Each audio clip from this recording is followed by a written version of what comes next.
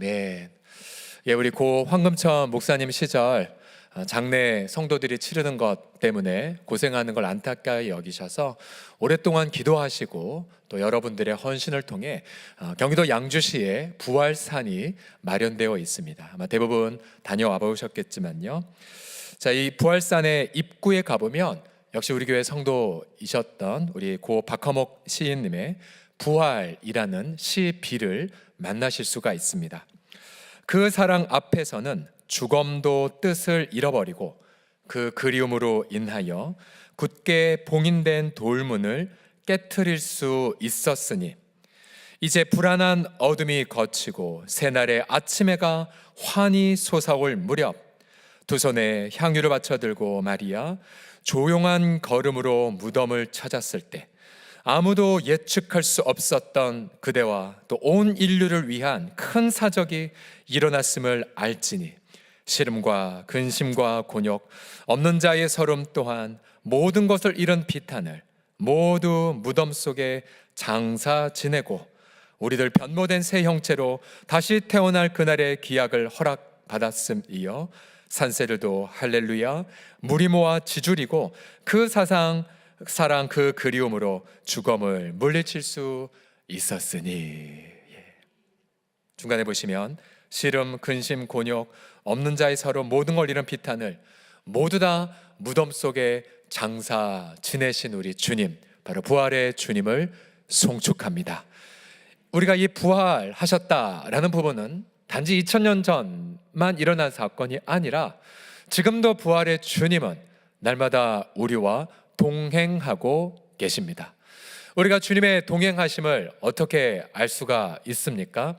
바로 누가복음 24장에 가보면 부활하신 주님이 제자들의 마음을 깨닫게 하셔서 모든 성경을 통해 바로 그리스도의 고난과 또 그리스도의 영광을 깨닫게 하심을 통해서였죠. 누가복음 24장 45절 이하를 보시면 이에 그들의 마음을 열어 성경을 깨닫게 하시고 또 이르시되 이같이 그리스도가 고난을 받고 또 죽은 자 가운데서 제3일에 살아날 것이 기록되었다라고 말씀하고 계십니다.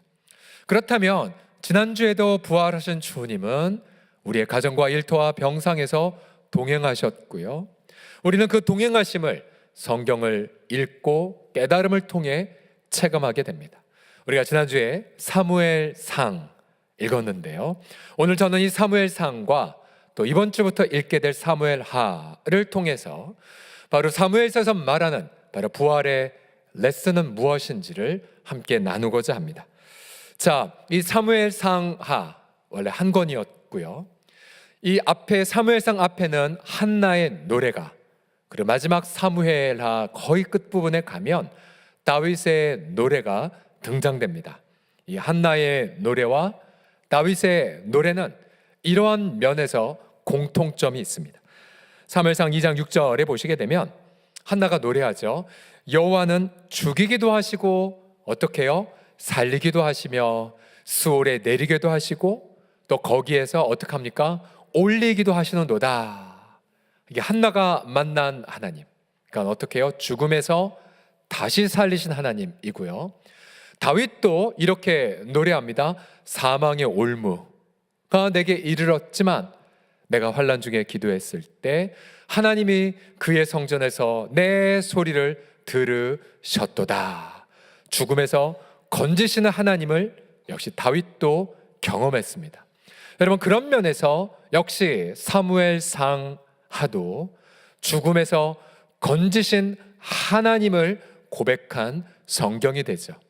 오늘 사무엘서를 통하여서 부활의 레슨을 나누는데요. 이 레슨을 나누는 중요한 목적이 있습니다. 그것은 우리가 성경을 통해 부활을 제대로 배움을 통하여 우리의 갈망은 이거죠. 우리가 마지막 날 아름답게 부활하는 것 뿐만 아니라 우리가 어떻게 일상의 삶에서 부활의 능력으로 새로운 삶의 기쁨으로 살아갈 수가 있는가, 바로 그것이 우리의 목적입니다. 오늘 본문을 통해 바로 부활의 능력을 삶에서 역동적으로 경험하는 부분에 대한 해답을 얻기를 원합니다. 자, 부활의 가르침, 사무엘서가 말하는 가르침은 무엇이냐면요, 첫 번째로 부활은 생명의 주권이 하나님 한 분에게만 있음을 선포하고 있습니다. 같이 따라해 주시겠습니다. 생명의 주권. 시작. 생명의 주권. 한나 입장에서 생각해 보십시오. 한나는 불임 여성이었어요.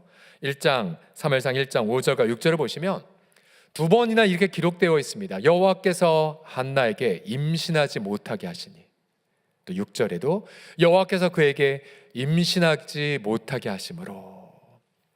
한나는 너무 고통했습니다. 그 당시 구약 시대에 임신하지 못한다는 것은 죽은 거와 마찬가지였거든요. 자신의 이름을 후대에 전할 방법이 사라진 거거든요. 생명이 없는 인생과 똑같았습니다. 한나는 하나님 앞에 간절히 눈물로 호소했겠죠.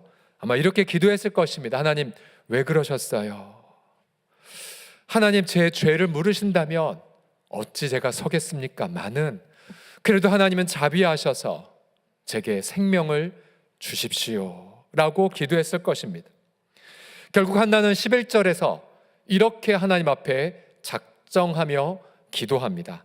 한나가 서원하여 이르되, 만군의 여호와여, 만일 주의 여종의 고통, 어떤 고통이죠? 생명이 없음, 사망과 같은 고통을 돌보시고 나를 기억하사 주의 여종을 잊지 아니하시고 주의 여종에게 아들을, 무엇이죠?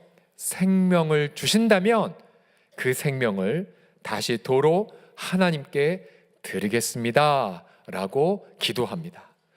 하나님은 이 한나의 기도, 즉 죽은 여인과 같은 인생에서 생명의 열매를 맺겠다는 이 기도를 응답하십니다.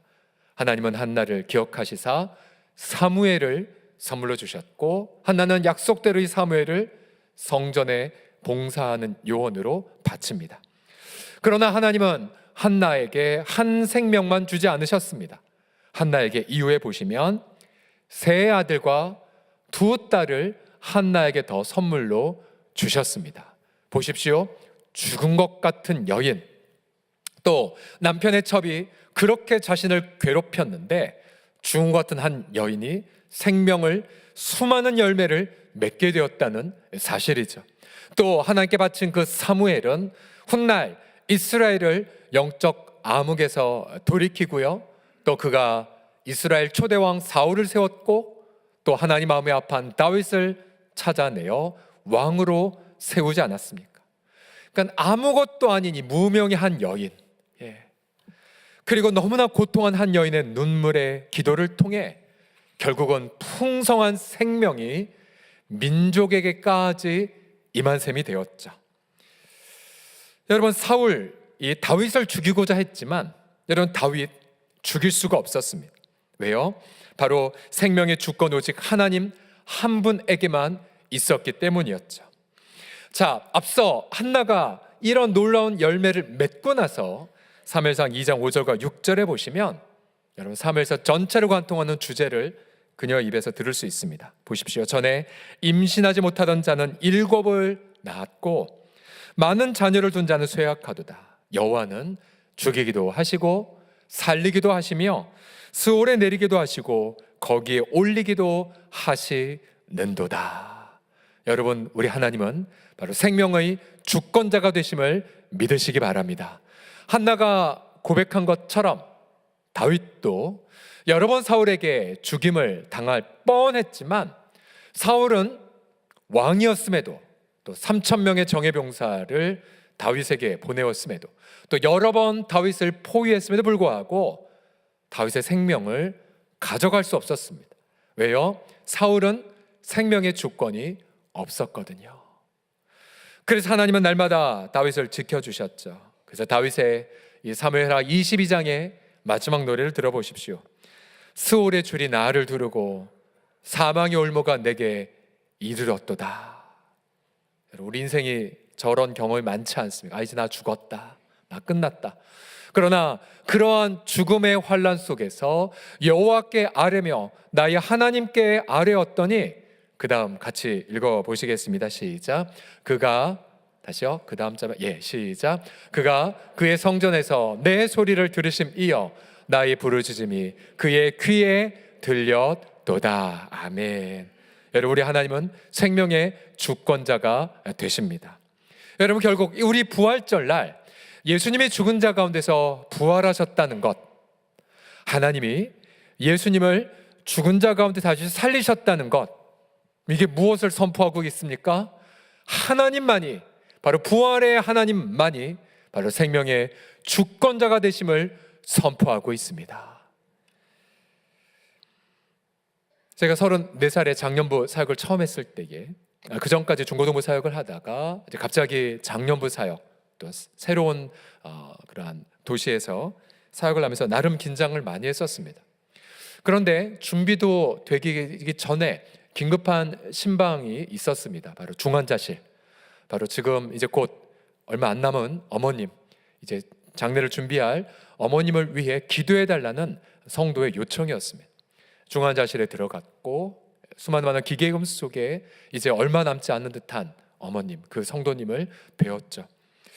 무슨 말씀을 전해야 될까? 이미 병원에서는 선고가 떨어졌는데, 그러나 그 순간 며칠 전에 묵상했던 예레미야 29장 11절의 말씀이 떠올랐습니다.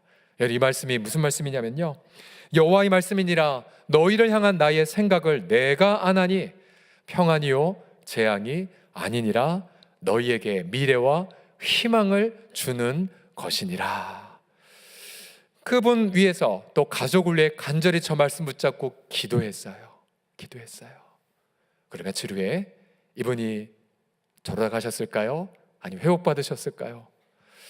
정말로 병원의 예상과 달리 회복이 되셨고요, 그리고는 퇴원하셨어요. 그리고 집에 돌아오셨어요. 물론 휠체어를 타신 몸이었고, 또 그 전에 앓으셨던 병으로 인해 모국 소리를 잃어서 말은 하지 못하셨어요. 예전에 은퇴하시기 전에 전도사로 사용하셨기에 제가 그분 보고 그런 숙제를 드렸어요. 전도사님, 저 장년부 사역한 지 얼마 안 됐는데 저 위해서 기도해 주세요.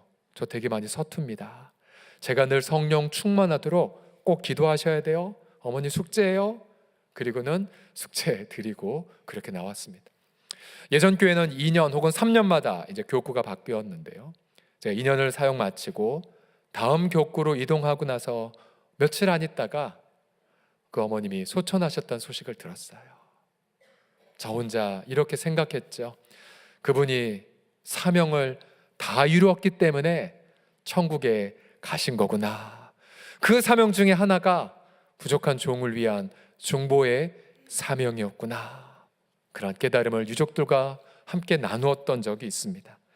여러분, 혹시 병원에서 당신 며칠 안 남았소, 혹시 판정 받았다 할지라도 사실 그 모든 부분들의 고백은, 생명의 주권은 의사에게 있지 못합니다. 혹은 여러분 일터에서 여러분보다 좀 힘센 분이 당신 끝났어, 당신 사업 끝났어, 혹은 당신 미래 경력 끝났어, 혹은 이 바닥에서 내 말 안 들으면 너 끝나, 아무리 여러분을 위협하거나 협박한다 할지라도 여러분, 오직 나를 살리시는 분은 생명의 주권자 되신 바로 부활의 주님이심을 선포하십시오. 여러분 마음속에 두려움과 그리고 부담감이 들 때마다 여러분 한나처럼 엎드려서 주님, 저 사실 더 죽은 자와 같아요. 혹은 다윗처럼 하나님 도와주세요. 여러분, 그렇게 죽은 것 같지만 생명의 열매를 기대하는 여러분들의 간구 하나님 응답해 주시고 한나처럼 다윗처럼 아름답게 생명의 풍성한 열매를 맺게 하여 주실 줄을 믿습니다. 주님은 선포하십니다. 요한복음에서 무릇 살아서 예수께서 이르시되 나는 무엇입니까? 부활이요 생명이니 나를 믿는 자는 죽어도 어떻게 돼요? 살겠고 무릇 살아서 나를 믿는 자는 영원히 죽지 아니하리라. 아멘. 이 부활의 기쁨의 날, 바로 부활의 주님 되신 예수님 앞에 나아가 생명의 주권자이십니다라고 고백하는 우리 모두가 되기를 간절히 축복합니다. 옆산을 보며 외치겠습니다. 예수님은 생명의 주권자십니다 라고요. 시작. 예수님은 생명의 주권자십니다. 아멘. 두 번째에 사무엘서를 통해서 본 부활의 가르침은요, 좀 처음 들어보시거나 잘 알려지지 않은 가르침입니다. 이게 무엇이냐면요, 심판의 경고입니다. 심판의 경고. 이런 부활과 심판은 동전의 양면입니다. 자, 다시 본문을 통해서 이것이 왜 그런지를 살펴보면요, 한나가 자신의 인생 속에 생명의 주권을 경험하자 그녀가 깨달은 게 있었어요. 3절을 보시면, 심히 교만한 말을 다시 하지 말고 오만한 말을 너희 입에서 내지 말라. 여호와는 지식의 하나님이시라 행동을 달아보시기 때문이라고 말하고 있습니다. 자, 보세요. 한나가 사무엘을 응답받은 건 그녀의 고통에 대한 위로이기도 했지만 그 옆에서 늘 한나를 괴롭혔던 남편의 첩 브닌나를 향한 경고의 메시지이기도 했습니다. 경고의 메시지. 하나님이 이렇게 생명을 주시는데 어찌 너 브닌나는 자녀가 있다고 한나를 핍박하느냐라는 메시지였죠. 더군다나 그 당시에 엘리 제사장 시절에 엘리의 두 아들들은 여호와의 제사를 멸시했죠. 사람이 만약 무슨 제물을 드리려고 가져왔으면 하나님께 드리기 전에 이 두 아들들은 와서 그 고기 나한테 달라. 아직 주님께 예배를 못 드렸습니다. 아니, 내가 더 원해. 제사도 멸시하고 탐욕도 부리고 심지어 음란의 범죄도 저질렀습니다. 한나가 생명을 낳은 하나님을 만나면서 이런 경고를 때리는 거죠. 너희 엘리 가문 정신 차려. 안 그러면 여호와 하나님은 죽이기도 하고 살리게 하시는 하나님께서 너희 가문을 심판할 것이라고 경고를 하신 겁니다. 그래서 한나가 2장 4절에서 5절까지 보게 되면 하나님의 구체적 심판의 행위를 이렇게 말합니다. 보세요. 용사의 활은 꺾여버리고 넘어진 자는 힘으로 띠를 띠구나. 여러분, 용사의 활이 꺾인 것, 누구를 빗대어 미리 말한 걸까요? 사울 왕이잖아요. 사울 왕. 처음엔 겸손했지만 교만해서 그도 하나님 앞에 예배를 경홀히 여겼고 자기 마음대로 살았던 이. 그러나 그의 한때 용사였지만 사울의 활은 꺾여버리지 않았습니까?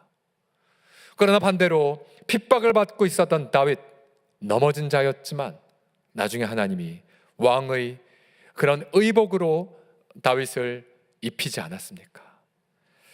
결국 한나는 자신에게 생명을 낳게 한 하나님이 결국은 인간의 행동을 심판하시는 심판의 주임을 고백하게 되죠. 여러분, 훗날 사울이 죽었을 때에 여러분, 다윗이 이러한 애가를 남깁니다. 오호라, 두 용사가 엎드려졌으며 싸우는 무기가 망했구나 라고요. 여러분, 하나님은 심판의 주인이십니다. 특별히 이 심판을 누구를 통해서 집행하시는지도 한나는 깨닫게 되었습니다. 성령의 감동으로. 자, 한나의 노래 10절을 가보시면, 여호와를 대적하는 자는 산산이 깨어질 것이라 하늘에서 우레로 그들을 치시리로다. 지난주 잘 보셨죠? 블레셋 백성이 이스라엘 백성을 공격하러 오자 사무엘과 백성들이 부르짖었고 하나님의 번개로 우레로 블레셋 백성을 다 패퇴시키지 않았습니까? 한나의 기도 그대로요. 그러면서 그 다음 보시게 되면 여호와께서 땅 끝까지 심판을 내리실 것인데 누구를 통해서냐면요, 자기 왕에게 힘을 주심으로, 그리고 그 왕은 자기의 기름 부음을 받은 자임을 말씀하고 계십니다. 여기서 말한 기름 부은 자의 뿔을 높이신다는 것은 명예를 주신다는 거죠. 저기서 기름 부음을 받다, 구약시대 내에 왕을 세울 때에 기름을 부어 그렇게 임명을 했습니다. 사울도 다윗도 전부 다 그런 예식을 받았죠.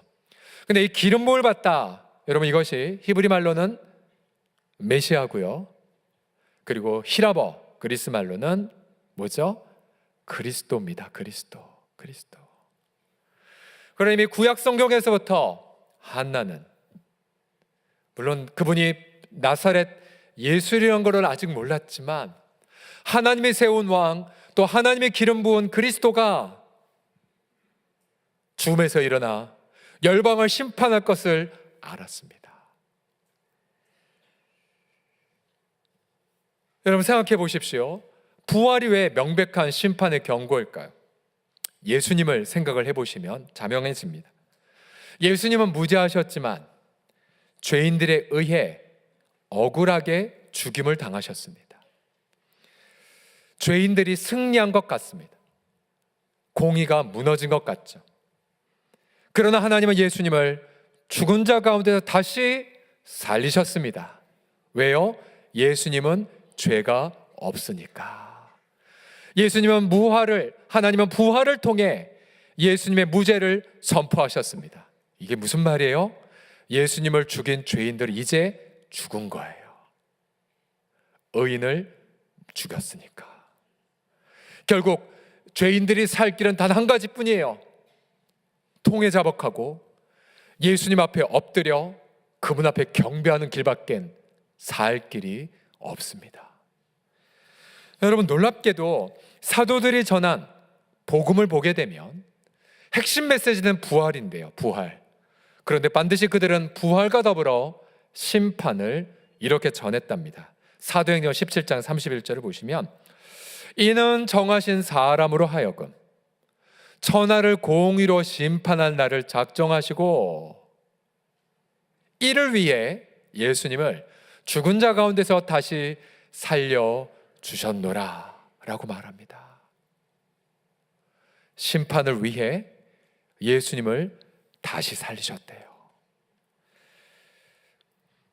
그래서 바울이 가령 벨리스 총독에게 복음을 전할 때에 한쪽에서는 나는 부활로 이렇게 신문 받습니다라고 말했지만, 그러나 그 총독에게 이렇게 말했죠. 그 당시에 그 총독 굉장히 난잡한 인물이었는데요. 총독에게 의와 절제와 다가오는 심판을 전했었습니다. 부활 대신에 다가오는 심판을 그에게 전했어요. 여러분, 우리가 믿는 이 부활의 교리는 그래서 심판까지 함께 가르쳐야 완성이 됩니다. 여러분, 만약 의인들에게 부활이 없다면 억울함은 영원히 해결되지 않을 거예요. 또 특별히 이 땅에서 장애를 앓고 있는 지체들, 여러분, 그들이 부활을 경험하지 못한다면 그들은 온전히 생명의 주권을 경험하지 못한 게 됩니다. 그러나 주님이 다시 오시는 날 우리 모든 장애를 앓고 있는 몸들이 영광의 몸으로 변화가 돼버리죠. 그들은 비로소 그때에 영원한 위로의 눈물을 흘리게 될 것입니다. 여러분, 악인들도 심판의 목적으로 부활하는 것을 알고 계십니까? 예수님의 요한복음 5장에서 이렇게 설명하셨죠. 이를 놀랍게 여기지 말라. 무덤 속에 있는 자가 다 그의 음성을, 하나님의 아들의 음성을 들을 때가 오는데 선한 일을 행한 자는 생명의 부활로, 그 다음이 중요해요. 악한 일을 행한 자는 어떠한 부활로 나온다고요? 심판의 부활로요. 심판의 부활. 그러니 여러분, 회개하지 않은 자, 예수 그리스도의 보혈을 믿지 않는 자, 여러분, 그들도 몸을 입게 돼요. 그 몸, 그 상태로 영원한 하나님의 지옥의 형벌을 받게 됩니다. 여러분, 죽음은 끝이 아니에요. 몸을 갖고 영원한 고통을 겪는다는 그 사실. 그러게 여러분, 우리가 제대로 부활의 교리를 믿고 있다면 반드시 우리 마음속에 두려움이 들게 돼요. 내가 어떠한 모습으로 영원히 살 것인가? 내가 순결하게 살아 또 주님의 일을 힘쓰는 자가 되어 그날의 칭찬과 상급을 받을 것인가? 아니면 구주 예수님의 복음을 거부해버린 채 완고하게 고집피며 살다가 그날 심판의 부활을 겪을 것인가? 여러분, 대표적 부활장이라고 하는 고린도전서 15장, 부활절날 가장 많이 설교되는 본문 중에 하나인데요. 그러나 부활을 선포한 사도 바울이 마지막 결론으로 이렇게 우리에게 도전합니다. 고린도서 15장 58절 같이 읽어봅시다. 시작. 그러므로 내 사랑하는 형제들아, 견실하며 흔들리지 않고 항상 주의 일에 더욱 힘쓰는 자들이 되라. 이는 너희 수고가 주 안에서 헛되지 않은 줄 알기 때문이라. 아멘. 여러분, 심판의 날 준비하셔야 됩니다. 오히려 부활의 날에 칭찬과 상급을 받으시기를 축복합니다. 혹시 예수님을 왕으로 섬기지 않았다면 회개하십시오. 예수님을 구주와 주님으로 영접하십시오. 오직 예수님의 부활만이 우리의 구원이 될 것입니다. 바로 부활의 그날에 저와 여러분 모두가 큰 상급만 받는, 칭찬만 받는 그러한 우리 모두가 되기를 간절히 축복합니다. 자, 마지막으로 사무엘서를 통해서 본 부활의 가르침은 무엇이냐면요, 일상의 보호를 확신하게 되십니다. 일상의 보호. 9절 말씀 같이 읽어봅시다. 9절 시작. 그가 그의 거룩한 자들의 발을 지키실 것이요 악인들을 흑암 중에서 잠잠하게 하시리니 힘으로는 이길 사람이 없음이로다. 아멘. 아멘. 여기서 거룩한 자들이란 주님을 왕으로 모시는 분들입니다. 물론 죄를 지을 수도 있지만 유일한 왕 주님 앞에 나아가 내 마음을 이미 드린 자, 또다시 죄를 졌다 할지라도 다시 내 심장은 당신 것입니다라고 끊임없이 몸부림치며 나아가는 자들이에요. 네, 그러한 자들의 발을 하나님이 어떻게 해요? 지켜주신대요. 그러면서 지켜주신 하나님은 약한 분이 아니세요. 지켜주신 하나님은 전능하신 하나님이세요. 그의 전능함이 뭐로 증명됐습니까? 부활을 통해 증명됐습니다. 왜요? 부활이 있기 전 온 우주를 다스리는 가장 무서운 것은 죽는 거거든요. 사망의 세력을 잡은 자 마귀였거든요. 그러나 하나님은 예수님을 부활시키심을 통하여 바로 하나님이 죽음을 패퇴시키고 바로 마귀를 이미 무찌르셨음을 외치고 선포하게 되셨습니다. 그래서 여러분, 부활을 믿는 사람들마다 담대할 수밖에 없어요. 왜요? 가장 센 하나님이, 아니요, 전능하신 하나님이 우리를 지켜 돌봐주시기 때문이죠. 한나 입장에선 죽은 것 같은 자신의 인생에 새로운 생명을 낳음을 통해 전능한 부활의 능력을 경험했고요. 다윗의 경우 그렇게 오랫동안 피난당하였지만, 도망다녔지만 한 번도 사울에게 걸리지 않았거든요. 가령 사무엘상 23장 14절에 보시면 다윗이 광야 요새도 있었고 또 십광야 산 고래도 머물렀지만 사울이 매일 찾았지만 이스라엘 땅 크지 않거든요. 그런데 매일 찾았지만 하나님이 다윗을 보호하여 주셨습니다. 보호하여 주셨어요. 그래서 당신의 자신을 보호하신 하나님을 회고하면서 다윗은 사무엘하 22장 2에서 3절에 이렇게 노래하지 않습니까? 같이 읽어봅시다. 시작. 여호와는 나의 반석이시요 나의 요새시요 나를 위하여 나를 건지시는 자시요. 아멘. 여러분, 우리 하나님은 나를 위해, 우리를 위해 우리를 건지시는 하나님이심을 믿습니다. 왜요? 부활로 증명하셨거든요.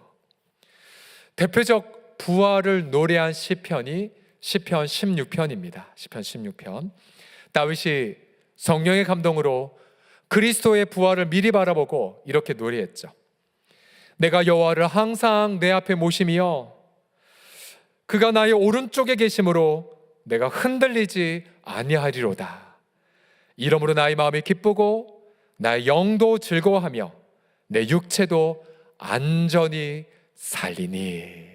이 안전감, 이 확신. 왜냐하면 주께서 내 영혼을 수월해 버리지 아니하시며 주의 거룩한 자를 멸망시키지 않으실 것임이니이다. 훗날 사도들이 저 구절을 따서 다윗은 죽어 무덤에 있지만 예수님은 돌아가셨지만 무덤에 계시지 않고 부활하셨다라고 입증하는 구절 중에 하나가 되었죠. 그래서 마지막 결론이 이렇게 고백합니다. 주께서 생명의 길을 내게 보이시리니 주의 앞에는 충만한 기쁨이 있고 주의 오른쪽에는 영원한 즐거움이 있나이다. 아멘, 아멘. 그래서 여러분, 오늘 부활의 날에 여러분 다 작정하셔야 됩니다. 하나님, 우리도 죽음을 이기신 부활하신 주님을 내 앞에 날마다 모시며 살겠나이다. 그리고 이미 내 옆에 동행하시는 주님을 말씀을 통해 깨달아 모든 대소 큰 일이나 작은 일이나 그리고 내 혼자 부끄러운 일이나 관계없이 주님 앞에 다 상의하겠나이다. 언제까지요? 내 영이 기쁠 때까지. 언제까지요? 내 마음이 즐거울 때까지. 언제까지요? 내 육체가 안전하다는 것을 확신할 때까지. 언제까지요? 내 미래엔 생명의 주님이 기다리고 계시다는 그 사실을 확신할 때까지요. 여러분, 한 주간 고난주간 저녁 집회 때마다 늘 고백하여 인도할 때마다 이렇게 부어주시는 것을 너무 많이 경험했어요. 성령의 충만함을 부어주셨어요. 이번에 우리가 성찬식 할 때 정말 역대 가장 많은 인원들 금요일마다 최근 들어서 많은 인원이 오셔서 성찬하다가 부족해서 우리 권사님들이 다시 가져오시기도 했었어요. 여러분, 그러한 고백 속에서 저희 마음속에 울려 퍼졌던 말씀 한 구절이 있었어요. 그것은 바로 내 짐을 여호와께 맡기라. 내 염려를 여호와께 맡겨라. 그러면 여호와께서 너를 붙들어 도와 주심이라. 우리는 부활하신 주님 앞에 나아가 모든 염려 다 내어 맡기셔야 돼요. 언제까지요? 내 영, 내 마음, 내 육체가 기쁘고 즐거우고 안전함을 느낄 때까지. 여러분, 이것이 테스트예요. 그리고 이것을 누리셔야 돼, 날마다. 여러분, 그러할 때에 날마다 우리 마음속에 그렇게 열매를 맺을 것이고요. 특별히 우리 가운데 아무리 어려운 고통을 겪었다 할지라도, 특별히 어떠한 부분은 내 건강의 문제, 또 어떤 재정의 문제라든지, 또 심지어 어떤 관계의 깨어짐을 겪어서 이제 끝났나? 더 이상 소망이 없나는 그 지점에 있다 할지라도, 부활하신 주님은 마른 뼈도 살리시고 우리의 거친 광야 같은 인생에 아름다운 그러한 강물을, 생명의 물줄기를 내게 하여 주실 줄을 믿습니다. 지난주가 우리가 참 좋은 친구들 서울역 앞에 있는 노숙인들에게 사역하는 시설을 위해 간절하게 기도했죠. 지난 4월 3일 날 새벽에 노숙인들 아무도 없을 때에 강제 집행 명령이 떨어졌습니다. 얘기를 들어보니까요, 첫 번째로 가져간 건 십자가, 성경, 찬송가였습니다. 그리고 노숙인들의 수조와 식판까지도요. 건물 안에는 7분 정도의 노숙인들이 숙식을 하고 계셨거든요. 노숙인들이 아무리 밥을 제공한다 한들 5년, 어떤 분은 20년 동안 노숙인 한 분도 계시대요. 회전문처럼 회복이 안 되신대요. 그러다가 한 가지 진보한 사역이 무엇이냐면, 밥만 줘서는 안 되고요, 잠자리까지 드려야, 내일 잘 곳이 있어야 비로소 이분들이 내일 미래를 생각하기 시작한대요. 그전에는 전혀 여유가 없대요. 어디서 먹지? 어디서 잠자? 이 생각 때문에요. 사실 이 강제 집행은 불법이었습니다. 왜냐하면 이미 법원에서 3월 29일 날에 지금 항소심 중에 있는데요. 왜냐하면 지금 땅은 이분들 게 아니거든요. 추정하기는 어떤 투기 세력이 있다고 예상이 되는데, 근데 어쨌든 지금 이 소송 가운데에 항소심 판결 선고까지 강제 집행을 정지하는 판결을 법원에서 내렸거든요. 어떤 일로 변호사가 고의인지 아니면 까먹었는지, 아니면 같은 법원이 한쪽에서 판결 내렸지만 한쪽에서 강제 집행을 한 모순점이 드러났습니다. 언론에 계신 분들은 이거 자꾸 좀 밝히셨으면 좋겠어요. 결론적으로 지금 노숙인들은 예배를 못 드리고 있고요. 오늘 아침에 들었는데요, 밖에서 간신히 밥은 먹이고 있대요. 그동안 시에서는 여러 번 달콤한 제안을 이 대표 신석철 장로에게 했었습니다. 아니, 대표님 왜 그렇게 바보같이 합니까? 예배만 포기하면 나랏돈 들어가니까 그냥 모셔놓고 목사님도 모시고 스님도 모시고 교수님 모시면서 나랏돈 받으면서 잘할 수 있잖아요. 근데 이 장로님은 달콤한 제안을 한결같이 거부하셨어요. 바보같이. 왜요? 노숙인들에게요, 아무리 사랑의 밥을 전한다 한들 변화가 안 된대요. 바로 예수님의 그 생명, 바로 예수님의 고난과 부활을 증거해야 비로소 이분들의 마음이 깨어나기 시작하고 의식이 변화되면서 자립의 기회를, 용기를 갖기 시작한대요. 그동안 무수하게 많은 노숙인들이 이곳에서 먹는 밥 한 끼와 복음을 통하여 회복받고 사회와 가정으로 돌아가셨어요. 이 장로님은 그 한 영혼이 있다면 그 한 영혼을 위해 지금 생명을 걸면서 여기까지 온 것입니다. 여러분, 성경은 누가복음 14장에 이렇게 우리에게 부활의 날을 준비할 것을 강조하고 있습니다. 잔치를 베풀거든 차라리 가난한 자들과 몸 불편한 자들과 저는다들과 맹인들을 청하라. 그리하면 그들이 이 땅에선 갚을 것이 없으므로 내게 복이 되나니. 어떤 복이에요? 그 다음 같이 읽겠습니다. 이는 시작. 이는 의인들의 부활 시에 네가 갚음을 받으리라. 아멘. 부활의 날에 갚음을 받는데요. 아마 참 좋은 친구들 사역하는 장로님 네 분 엄청나게 갚음을 받으실 거예요. 부활의 날에. 아니요, 우리가 그렇게 크게 봉사하지 못한다 하더라도 설교를 마무리하고 우리 성도들 생각하면서 매주마다 드린 여러분들의 헌신들, 사실 제 목양실에는 여러분들의 헌금 액수가 보고되지 않아요. 일부러 이름만 혹은 기도 제목만 올라오는데, 정말로 누가 인정하지 않아도, 알아주지 않아도 헌신하는 분들 너무 많으시잖아요. 말없이 구제하는 손길, 말없이 선교의 손길, 말없이 몸으로 봉사하는 손길들. 우리 눈에 보이면 일일이 격려하겠지만 다 인간이 알아주지 않는다 할지라도 여러분 기뻐하십시오. 의인들의 부활의 날에 갚으심이 있으실 것입니다. 우리는 그날을 고대하며 기쁨으로 묵묵히 봉사와 성결의 삶을 살아갈 것입니다. 우리 사랑하는 성도들이여, 간절히 축복합니다.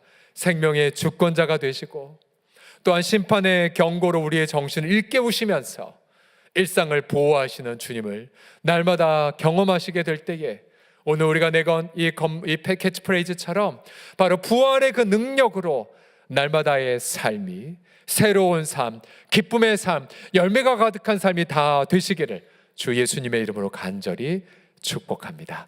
우리 하나님 앞에 영광의 박수